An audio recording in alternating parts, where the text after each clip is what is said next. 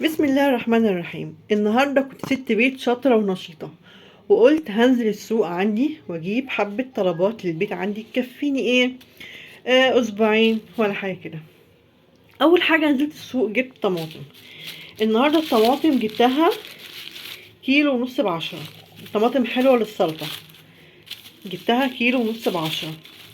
جبت هنا عندي بتنجان، هو بتاع الشوي دوت، حلو برضو جميل اهوت، شايفين شكله. جبت منه 2 كيلو عشان بحب اعمله، بعمل بيه سلطه بابا غنوج، بعمل بيه بتنجان مشوي كده يعني، اعمل بيه مسقعه. جبته ب6 جنيه.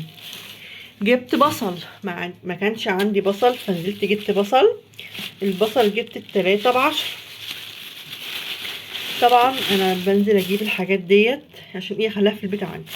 جبت البرتقال ده اللي جميل قوي يا جماعه. شنطه مقفوله، افتح خمسه اهو. جبت البرتقال اهوت. جبت البرتقال دوت ب5 جنيه، الكيلو ب5 اهوت، حلو وجميل اهوت. جبت بطاطا، البطاطا اللي جبتها ب3 ب10.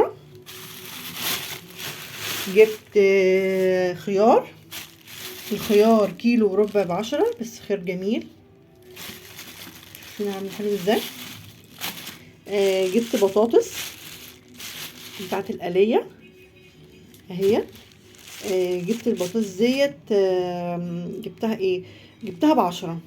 شايفينها بطاطس اهي، هي الجديدة ديت. جبت هنا ايه تاني، جبت فلفل الكيلو ب10.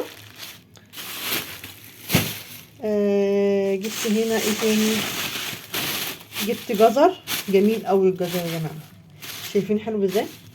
انا بقى جبته ب5، صغير وجميل قوي حلو قوي. جبت هنا ايه تاني، جبت سفنجي اللي هو كربنتينا، شايفين.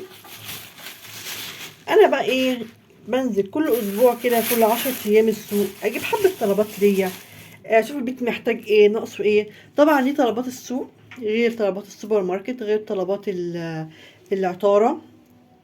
بس النهارده حبيت اشارككم الفيديو بتاعي الصغير دوت، اللي هو بتاع طلبات السوق، جزء من طلبات السوق طبعا، اللي انا جبتها النهارده.